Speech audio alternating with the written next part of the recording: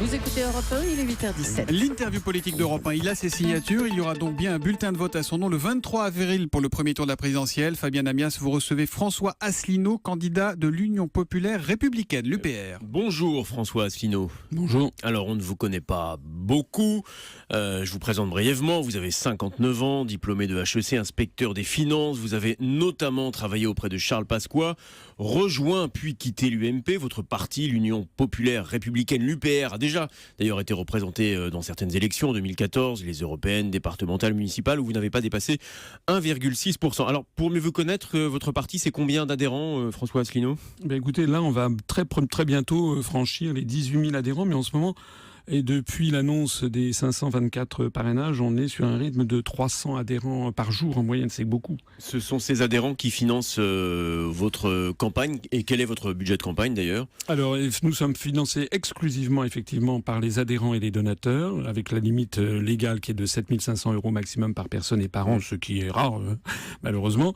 Nous avons 0 € d'emprunt auprès de banques, ce qui nous distingue complètement déjà de Madame Le Pen ou de Monsieur Mélenchon, par exemple, qui tendent la CBI auprès des banques. Et puis, on a un budget qui est de l'ordre d'environ 1 800 000 € pour la présidentielle et les législatives, ce qui est très peu par rapport à ce que font d'autres candidats. Mais nous ne dépendons que du peuple français et j'y mets un point d'honneur. Vous aviez souhaité vous présenter en 2012, mais vous n'aviez pas eu à l'époque suffisamment de parrainage, de signatures. Comment est-ce que vous avez fait cette fois-ci ? Quelle a été votre démarche qui vous a permis de convaincre ceux qui vous ont apporté leur caution ? À l'époque, notre mouvement était tout petit. En 2012, il y avait 600 adhérents. Là, je vous l'ai dit, nous avons dépassé les 17 900. On va franchir les 18 000 dans la journée. Donc ça, c'est la première chose. On a eu beaucoup plus de démarcheurs. Et puis surtout, les idées que je développe, c'est-à-dire la nécessité absolue de sortir au plus vite de l'Union européenne et de l'euro, était très mal perçue il y a encore 5 ans. Maintenant, avec l'affaire du Brexit, et vous voyez ce qui vient de se passer au Royaume-Uni, pas plus tard qu'hier, et bien d'un seul coup, maintenant, ça libère la parole et la pensée en France. Alors on va venir au cœur de votre projet, Monsieur Asselineau. Simplement pour terminer votre portrait très rapide, pardonnez-moi, mais il faut vraiment que les gens sachent qu'ils écoutent. Parmi vos mentors politiques, qui on peut citer ? J'ai lu De Gaulle, Séguin, Chevènement même. Oui, c'est un peu ça. Oui, Charles de Gaulle, Philippe Séguin. D'ailleurs, si vous reprenez le discours de Philippe Séguin à l'Assemblée nationale en 92, qui circule sur Internet, vous verrez qu'il avait extraordinairement raison, disons à 98%.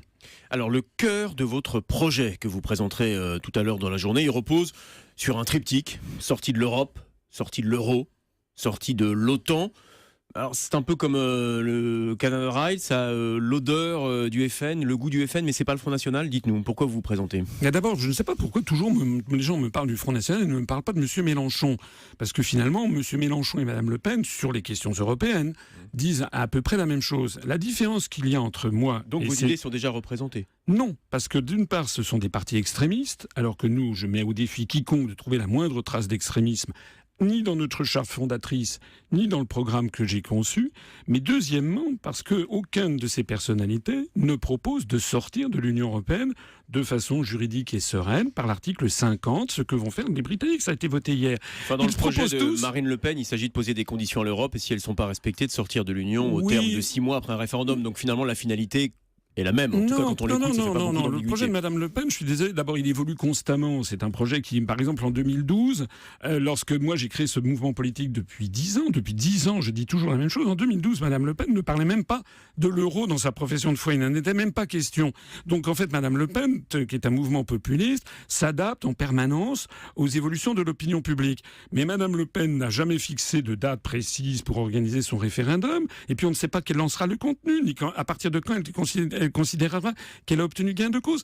En réalité, la politique de Mme Le Pen, je nous propose du Cameron. Cameron aussi, il avait proposé de réformer l'Europe et puis un référendum à la clé. Et M. Mélenchon, lui, il propose un plan A, un plan B, un plan C. On n'y comprend plus rien. La seule chose qu'on comprend, c'est qu'il ne veut pas sortir de l'Union européenne. Ce serait une sortie immédiate de l'Union européenne et par conséquent de l'euro. Je rappelais tout à l'heure votre formation économique, HEC, inspecteur des finances, ça veut dire que vous êtes sorti dans les tout premiers de délégué en intelligence économique à Bercy, ce qui prouve avec que une formation économique solide. Comment est-ce que vous pouvez défendre rationnellement donc une sortie de l'euro qui mènerait vraisemblablement, selon la plupart des études, mais enfin j'imagine que vous allez me dire l'inverse, à un appauvrissement des Français, une disparition de leur épargne, à un renchérissement de notre dette. Mais vous plaisantez. Si c'était ça, je ne le proposerais pas. Ça fait partie de la propagande. Ça fait partie de... C'est ce que d'ailleurs les Britanniques, ils appelaient... Alors eux, ils n'étaient pas dans l'euro, mais ils appelaient ça... Ils avaient trouvé un mot assez marrant. Ils disaient Project Fear. C'est-à-dire que c'est tout simplement agiter l'apocalypse. Moi, je vais vous dire, l'apocalypse, c'est maintenant. Parce que selon l'INSEE, tous les jours qui passent en ce moment en France, il y a 1000 personnes qui basculent en dessous du seuil de pauvreté. Tous les jours, il y a un agriculteur qui se suicide en France. J'ai regardé cette affirmation parce qu'elle est très frappante, hein, elle est dans votre projet. L'INSEE, pardonnez-moi monsieur Asselineau, ne dit pas ça. Hein. Ils disent que, j'ai regardé, entre 2004 et 2014, il y a eu 1 million de personnes qui sont passées sous les 60% du revenu médian, c'est-à-dire le seuil de pauvreté. Ça fait 300 par jour, c'est déjà malheureusement beaucoup trop, mais on n'est pas dans les chiffres affreux que vous venez de donner. Non, mais parce que dans l'accélération, c'est en ce moment en train de s'accélérer. Reprenez les dernières données justement sur 2013 et 2014, il y a une accélération, on est entre 800 et 1000 personnes par jour. Je suis désolé. Et d'ailleurs, ça n'est pas spécifique à la France. Regardez ce qui se passe en Grèce, où la situation est absolument catastrophique. Regardez ce qui se passe en Italie, en Espagne, au Portugal. J'ajoute d'ailleurs que notre chômage ne fait que grimper. Il ne fait que grimper, président après président, il ne fait que... Il y a des rémissions, progrès, oui, pour 6 mois, mais sur la tendance lourde, il ne fait que grimper. Voilà. Enfin, alors, malheureusement, le chômage ne fait que grimper depuis des années. Lorsque François Mitterrand avait prononcé sa fameuse phrase contre le chômage, on a tout essayé. L'euro n'était pas encore en place, donc ça n'est pas lié à l'euro, tout ça. Vous le savez, vous, très bien. Non, je persiste et signe. Regardez, par exemple, dans les pays de l'Union européenne, dans les pays d'Europe, quels sont ceux qui se portent le mieux? C'est la Suisse, l'Islande et la Norvège qui ne sont pas dans l'Union européenne et dans l'euro. Et dans l'Union européenne, quels sont ceux qui se portent le mieux? Ce sont le Danemark, la Suède et le Royaume-Uni qui ne sont pas dans l'euro. Voilà.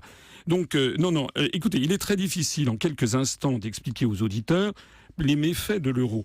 Moi, je vous annonce, je vous signale que si nous restons dans l'euro, c'est là qu'il va y avoir la catastrophe, parce que il risque d'y avoir une sortie de l'Italie, et ça risque de créer des centaines de milliards d'euros de troubles, enfin de déficit pour la BCE que nous devrons éponger. Écoutez quand même ce que disent les prix Nobel d'économie à travers le monde. Joseph Stiglitz, qui est un prix Nobel d'économie américain, a dit dans le magazine Fortune, il y a quelques semaines, il a dit que le 2017 serait peut-être l'année de l'explosion de l'euro, et il avait dit il y a quelques années, ce sont ceux qui sortiront le premier de l'euro qui se porteront le mieux. Il a attiré l'attention sur les risques de l'euro, mais contrairement à ce qu'on lui prête souvent, il n'a jamais préconisé la sortie de l'euro, Joseph Stiglitz. François Asselineau, pour mieux vous connaître et pour continuer, est-ce que vous êtes un candidat, vous savez, ceux qu'on appelle les complotistes, qui se méfient du monde entier, qui veut que la France se replie sur elle-même? J'ai vu que vous dénonciez fortement les États-Unis, que vous disiez même que les pères fondateurs de l'Europe, Schuman et Monnet, avaient été financés par la CIA. Ça rapproche furieusement les thèses un peu délirantes qu'on voit sur les réseaux sociaux, ça. Alors, écoutez, j'ai déjà parlé de ça hier soir sur TF1. On va pas commenter. Les personnes qui sont intéressées trouveront sur notre site internet des dizaines de vos confrères de toutes les téléradios. Mais justement, c'est intéressant parce que vous en avez parlé sur TF1. Vous avez cité par exemple un article qui dit que Jean Monnet a été financé par la CIA. Et cet article d'Historia dit justement qu'il a refusé les sous que la CIA lui avait proposés. C'est pour ça que je trouvais que c'était intéressant. Je cite notamment le magazine Historia. Je cite également bien d'autres choses. Moi, je voudrais bien qu'il y ait un débat national. À la limite, pourquoi est-ce qu'il n'y a pas de débat sur ces questions? Et d'ailleurs, pourquoi, rappelez-vous ce que disait François Mitterrand à Georges-Marc Benamou dans son livre Le Dernier Mitterrand. Georges-Marc Benamou a dit « La France est en guerre et les Français ne le savent pas ». Les Américains veulent un pouvoir sans partage sur le monde. Ça a apparu chez Plomb, Omnibus, 1997. Débattons de ces derniers propos de François Mitterrand. Voilà.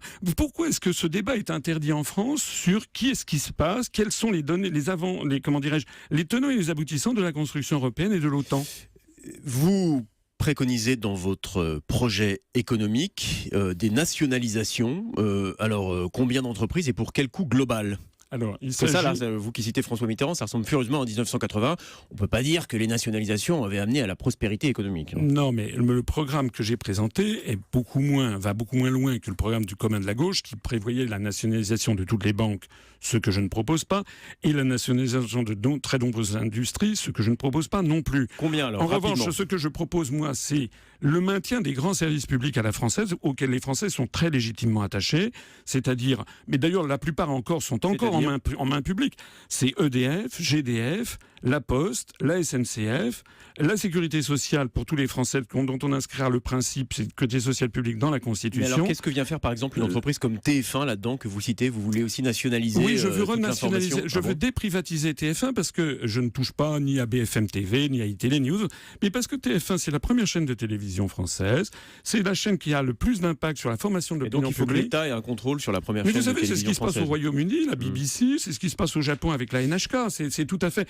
L'anomalie ne serait pas de revenir à ce Un système. dernier mot, François Asselineau. Vous avez travaillé un programme qui a toutes les apparences du sérieux, mais alors pourquoi est-ce qu'on voit fleurir des choses un peu étonnantes? Je vois une initiative planétaire pour interdire le puçage des êtres humains. Qu'est-ce que ça veut dire, ça? Eh bien, parce qu'actuellement, mais écoutez, je peux vous dire que quand je traverse la France et que je présente ça, j'ai beaucoup d'applaudissements parce que regardez ce qui se passe aux États-Unis, en Australie, en Belgique. Tous les jours, vous apprenez que des entreprises sont en train de proposer à leurs employés d'insérer à l'intérieur de leur corps une puce RFID pour prétendument faciliter leur entrée et la sortie dans l'entreprise ou pour aller au restaurant d'entreprise. Est-ce que vous voyez le type de société vers lequel on est en train d'aller si maintenant nous avons des puces RFID dans le corps? Merci beaucoup François Asselineau. Merci. Et c'est vrai qu'on avait passé un reportage il y a quelques jours en Belgique où des salariés volontaires pouvaient avoir une puce pour rentrer qui leur servait de badge d'entrée et de sortie dans leurs entreprises. Demain, c'est Jean-Luc Mélenchon qui sera l'invité de la matinale d'Europe 1 de 7h30 jusqu'à 9h.